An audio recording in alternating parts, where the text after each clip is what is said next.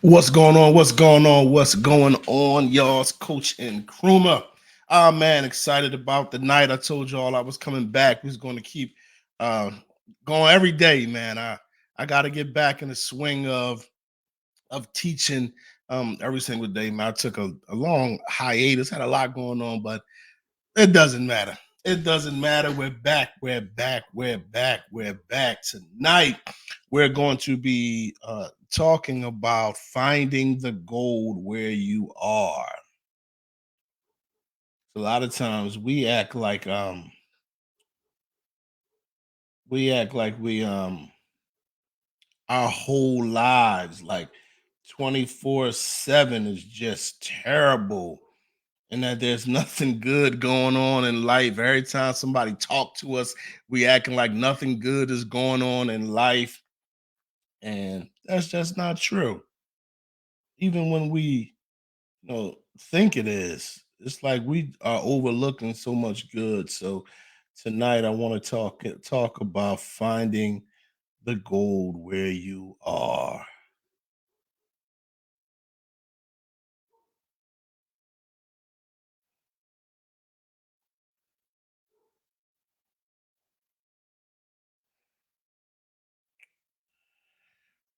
Letting folks come on in.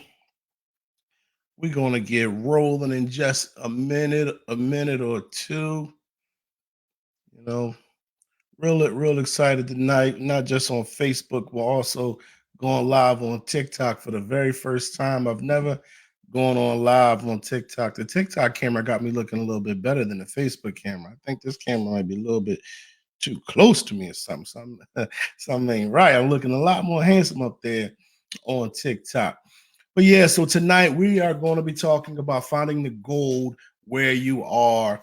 The real purpose of this thing is for us to find something good every day that's happened to us, find something that's beneficial out of every day, and then use what is beneficial to build on for yourself daily. Because we act like, again, like I said earlier, we act like nothing good happens to us every day. Like we could spend a whole year of just bad days. Like, sometimes we'll say a whole year was a bad year. And it's like, really, was was the whole year really a bad year? So tonight we're going to challenge that idea, and hopefully what will come out of this is being able to search every day, find something good, and then bring that good thing with us to the next day and the next day and the next day. Because what we do, right, with negativity, let us have a bad moment. Let us have a bad moment. The moment can be bad. We're going to drag that bad moment with us all day. Something bad happened, so now your whole day was bad. Something so bad happened on Monday, now your whole week was bad. Something happened so bad last week, the past 2 weeks is bad. Something happened so bad a month ago, this was a bad month. We'll literally take a bad moment. Now, this is not to downplay trauma, hurts, or pains, grief, or any of that. I've been through the gamut. I got to go back to Philly to bury one of my first cousins right now. I understand pain, right? But let's say you get the phone call that somebody did pass. That's a very bad moment. That's some deep pain that hits you. But does that really make your whole week a bad week because somebody that you love died that week? Does it really? That's how I want to challenge the way that we're thinking, because we're taking a moment where we felt pain, and then we're just dragging it through life. We're dragging it through life to say this is a whole bad day. This is a whole bad week, whole bad month, whole bad year. But when do we ever drag the good? When do we ever when do you ever have a great moment and you just take that and drag it? In my head, I always got like illustrations, like I'm literally grabbing a hold of the good, right? And I'm dragging it Monday, Tuesday, Wednesday. They're like, I had a great week because I had a great moment. I had a great month because I had a great moment. I had a great year because I had a great moment. We don't never drag the good the way we drag the bad. We don't ever drag the good the way we drag the bad. So tonight we're gonna challenge all of that. So I'm gonna start off with a question that's going to sound really random, but is everything about your life literally just shit? No, we're not even gonna lie like that. I don't care how bad your circumstances are, what you're dealing with, what you're going through. Your whole life is not just bad. We're just only focusing on the bad parts. Now, there's literally a cognitive bias. If you get some time, search cognitive biases. It's really how your brain gets rewired.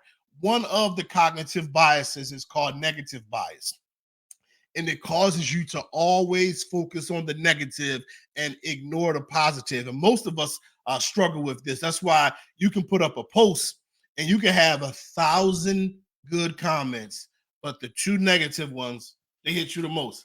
Oh man, it'd be heart eyes. I love this. I needed to hear this. Oh, this is so great. And you got 100 of them, then it's one like all this bullshit. And you like, oh, I can't believe it. Like, that's 1 out of 100. Ignore it. Keep moving.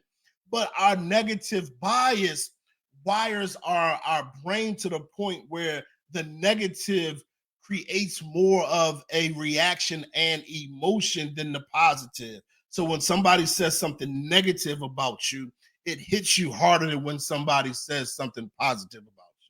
I gotta do something with this Facebook camera because this TikTok camera look a whole lot better up here. So none of us, and I'm going to proudly say this, right? Boldly say this. None of us have probably ever had a bad day. And when I say a bad day, I mean entirely bad 24 hours. I'm talking about every second of the day is just something happening after something happened after something happened after something happened, all the way 60 seconds of it, and then a minute of it, then an hour of it, then 24 hours of it. None of us have actually had a bad day. We've had bad moments. We've had bad moments, but we've drug them throughout the day. Now, let's just say by chance, some way, somehow, by the worst chance in the world, you actually had a completely bad 24 hours where there's nothing at all good or beneficial that happened. If that actually happened to you, how many times did that actually happen? Like, really, if we're going to sit back and reflect on our lives, how many times did we actually have this bad 24 hours? By the age of 20, you've had 7,324-hour periods. Now, let's just go extremely far. I know this is impossible, but let's just play the numbers game. Let's say you actually had 300 tragically, literally bad days, second after second, from the time you woke up to the time you went to sleep. You would still have had 7,000 days to pull some good from. Even if you had 300 miserable days, second, I'm talking about where stuff just hitting you every second, you would still have had 7,000 good days to pull from. And what I'm challenging us to do tonight is to begin to pull from the good. Stop focusing on the bad, stop dragging the bad, and focus on the good. If you've had 7,000 plus days where there was some good, then there's a lot of good to use in your life. So my question is, where is your goal? That's what we're talking about. Finding the goal where you are. Digging in life. Yeah, we're going to have to dig. We're going to have to tussle. We're going to have to toil. But you're going to find some gold along the way. But no, let me rephrase that. There's going to be some gold that is present along the way. It's up to you to notice it. Now, if you don't notice the gold, if you don't notice the diamonds, if you don't notice the beneficial information, if you don't notice it, that's up to you. But every day, there's actually something that's beneficial that's going on throughout this day that you have to focus on, that you have to find and then use. So when I speak of your gold, I'm talking about the building blocks you're presented with every day and the opportunities for you to be great, which exist in your life, even if it's not in the form, even if it's like in the form of maybe, let's say, like a last second shot. It might have just came at the last second, right? One of the great NBA players, Robert Ory, Robert Ory didn't get a lot of shots. He never averaged 30 points a game. He was never the star of anybody's team. So he didn't get a lot of shots. But the ones he did, he took. And they were instrumental in winning 7 championships. In fact, he got the nickname Big Shot Bob.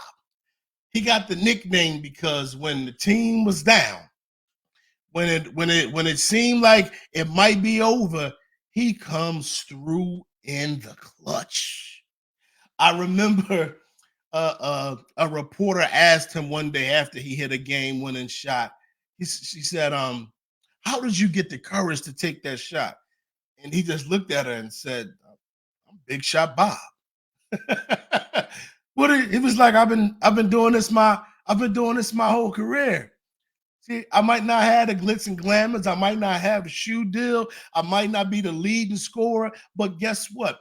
When I have the opportunity to win, because that's what he was about. It wasn't about him being the best. It was about winning. When I have the opportunity to do something to make me win and my team win, I'm always going to take advantage of it. We miss the opportunities to win, right? What if you were so focused on the shots that you didn't get that you missed out on taking the ones which have made you a champion? What if you are so focused on the opportunities that you feel did not come your way that you overlook all the opportunities that are coming your way?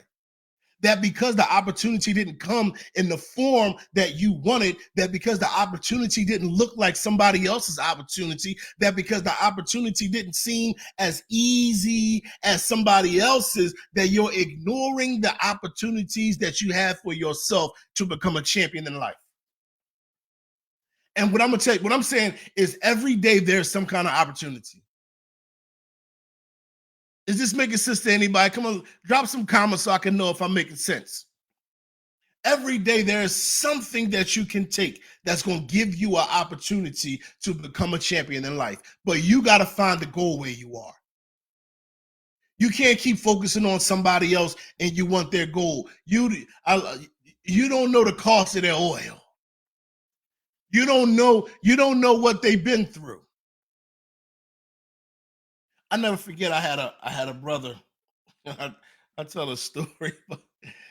I had a brother who was at the church that I was at, and he was like, "Yo, man, I wanna learn how to preach like you. I want to learn how to speak like you." And I was like, "All right, bet we can definitely sit down." And so a conference was coming, and we roomed together. So he's like, "Yeah, man, I want you to, show me how to put it together." So I'm like, "Okay, cool, cool, cool, cool." We get in the room. I pull out all of these different tools that I use. He was like, "Oh, what's that? Well, this is for this and this is for that, and it's a whole lot that goes into my preparation." He's like, "Oh man, I don't know if I'm ready for all that." You want my finished product, but you don't know what it costs me to get it. You don't know what my preparation is like. And we don't know what other people's preparation is like. We don't know what their pain is like. We don't know what their struggle was like. We don't know what they have, but you want to look at them, but you got gold right in front of you. Don't miss the opportunities that are in front of you because you're trying to watch somebody else's.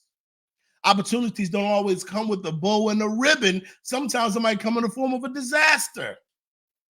There's a saying that goes by when it's blood on the ground, even if it's your own.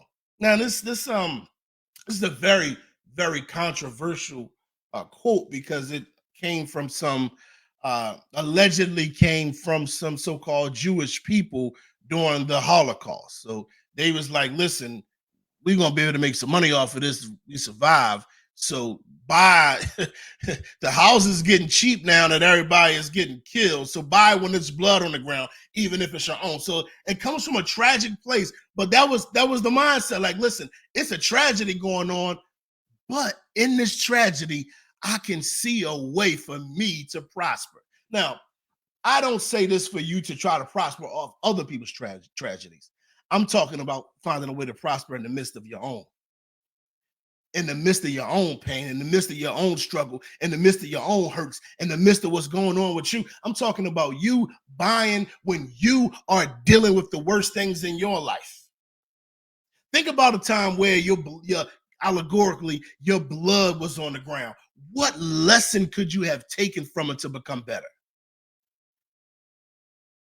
What lesson could you have? Because we just look at the incidents and think about how it feels and think about the pain and that's it. But sometimes you got to and think, all right, what lesson could I have learned from that?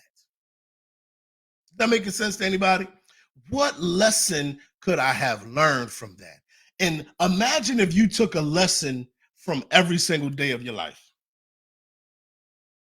Think about what you could build if I'm gonna just stick with the 20 year, even though I ain't nowhere near 20, brother. Old, but if you had 7,300 days and you took a lesson from all of those days, so 7,300 lessons that you can use in order to make 7,301 better. Hope this is making sense to somebody. Now, you only find gems after you've put some energy and sweat into the digging. But this is the problem. But if when life forces you to dig, you don't look for the gems, of course you'll think your digging was meaningless. Imagine somebody in a place that's not a gold mine yet, it's just dirt, and they're digging for just some other reason. And they're digging, digging, digging. They're striking gold, but they weren't looking for gold. They're digging because they just wanted to build a hole, whatever, just whatever it is. The goal wasn't to find the gold. So they're digging. The gold is present. The gold could be theirs. The gold could change their life. They could stack up the gold, and the gold could make their whole life better. But since that wasn't their goal, GOAL, since that wasn't the goal, they're just digging, digging, digging, and thinking the digging isn't producing anything because they're not looking for the goal. I'm telling you, life gonna make you dig, whether you like it or not. And we're digging every single day. But while you're digging, you need to be looking for your goal. While you're digging, you need to be looking for some kind of information. While you're failing, you need to be looking for some information. Every shot you miss gives you information on how to make the next one. I played basketball, it's my favorite sport. I missed a shot that was too short. See, the missed shot, I missed. I didn't make it. I missed it. That was too short. Okay, now I gotta make it further. Oh, that was too far. Oh, I gotta bring it back a little bit more. That was too much to the left. On every shot I miss is going to give me information on how to make the next shot. So every failure is going to give you a lesson on how to succeed. But you got to be looking for them. Now imagine I'm shooting and I'm not even thinking about any of it. I'm just shooting. Okay, I miss. I just shoot again. I'm not making no adjustments. So are you taking the things that happen every day in your life and making the proper adjustments to use them in order to make your life better? It's goal right in front of you. It's goal right in front of you. Whether you like it or not, you are going to be forced to dig. Will you look for your goal? Now, you can complain, especially all my black folks. You can complain that the white man won't let you sit at his lunch counter, or you can use that as an opportunity to build your own counter. You can complain that you lost your job, or you can see the time as an opportunity to learn and make yourself more valuable. You can complain about your family problems, or you can see the opportunity for you to lead it. You can blame your failures on the world, or you can see all of the different opportunities you had to become greater. Now, what do you choose? Are you going to choose to blame everything on everybody else? Are you going to choose to focus on all of the negative and never see what's going on positive? Or are you going to choose to see what's happening every day that you can use to make yourself better? Perspective is everything. Every villain is somebody's hero. And every hero is somebody's villain. It all depends on how you viewing it. So are you the villain, meaning your vantage point is the destruction of something? Or are you the hero, meaning your vantage point is restoring something? Understand this. Heroes only become heroes after facing a villain. You can't become a hero in your life until you face the problems. But this is the biggest thing I want you to take from this tonight, right here. Listen, if you aren't a hero, you have to wait for one. If you aren't a hero, then you have to wait for one. What does that mean? That means if you aren't going to be the one to change your life and make your life better, that means you just gotta sit around waiting on somebody else. If you don't take the initiative to find everything that you can to make your life better, to create your dream life. If you have all the excuses in the world as to why you can't, then you got to wait for somebody else to come save you. And guess what? 10 times out of 10, ain't nobody coming. The bottom line is there is gold in your life somewhere. Your job is to find the gold and stop complaining about the dirt. Your goal, your goal is to find the gold and stop complaining about the dirt. Mm. Every day there's something going on in your life, something good. Every day there's the fact that you woke up is a blessing. Every day there's something that you can find in your life that's going to be beneficial for you. It doesn't always have to be something that is amazing, that you think is amazing. It doesn't always have to be something that appears, very powerful or life changing in the moment. I know I'm a little overweight, which a lot overweight right now. But one thing I used to be a runner. I used to run the 10 milers, half marathons. Never ran a whole marathon, but every time, like, the first mile is always the hardest. And I would get out there and I would just keep telling myself, man, just put one foot in front of the other. I know that's cliche, and I hate cliches, but sometimes they're on point. I would just constantly tell myself, just keep putting one foot in front of the other. And I would run in the city. So like just go out, run, 10 city blocks is a mile. So just run this next block. It's just one block, man. Just run that block. And I would run that block. Come on, you can do it. Run another block. Run another block. Now, running one block don't mean anything to anybody. But when you run one block consecutively, you can run as many miles as you want. So stop looking for things to be perfect. Stop looking for opportunities to be shiny. And stop looking for the things that are most beneficial to have to be something that is grand. But take the little thing from every day. Just imagine it as a step. Take that every little one step that you have every day and sit it next to the other one. And then take another step. And then take another step. Before you know it, you are higher than you've ever been in your entire life. And I don't mean high on drugs. Before you know it, you are living a life that you couldn't even imagine, all because you found the small things that were beneficial for you every single day. It's Coach Nkrumah. Thank y'all all for tuning in tonight. I don't even know how to turn off the live on my on my TikTok. How do I do this? Anybody got any questions? We could do some Q&A. Anybody want to talk about what we just learned on tonight?